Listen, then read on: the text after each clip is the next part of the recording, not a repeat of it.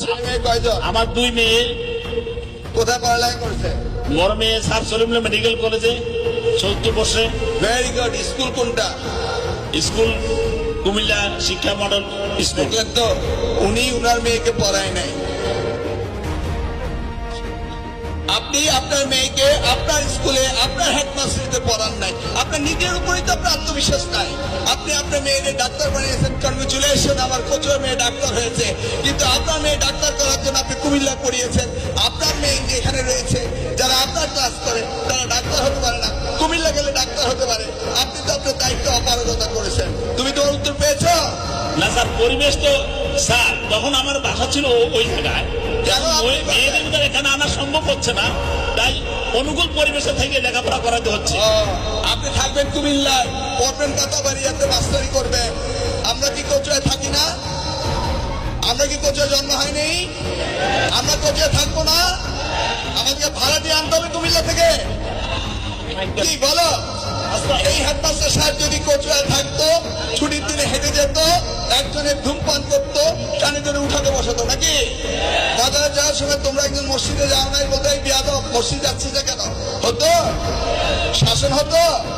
উনারা চলে গেছেন এখানে, এখানে আসছেন রুটি রোজগারি করতে, আর উনার ছেলে মেয়েরে পড়াচ্ছেন সলিমুল্লাহতে, কুমিল্লাতে।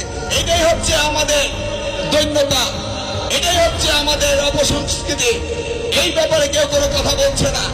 আগে নিজেকে আয়নার সামনে দাঁড়িয়ে বলতে হবে, আমি আমার মেয়ের জন্য যা চাই, আমি আমার ছাত্র ছাত্রীদের জন্য তা চাই। বুঝতে পেরেছ? কেউ তো বলবে না, কেউ শুনবে না। যা যার মতো চললেই হলো। যেইভাবে দিন যায়, সকাল যায়, রাত্র আসে। উনি উনার জীবন শেষ করেছেন, উনার 2 মেয়েকে ডাক্তার বানিয়েছেন, আলহামদুলিল্লাহ। কিন্তু কতজন ডাক্তার বানিয়েছেন আপনার বাবা বকের থেকে একটু বলেন। আপনার এলামনাইতে আপনার কয়জন ডাক্তার আপনার হেডমাস্টার জীবনে এই স্কুল থেকে হয়েছে, সেই পরিসংখ্যানটা আমাকে দেন।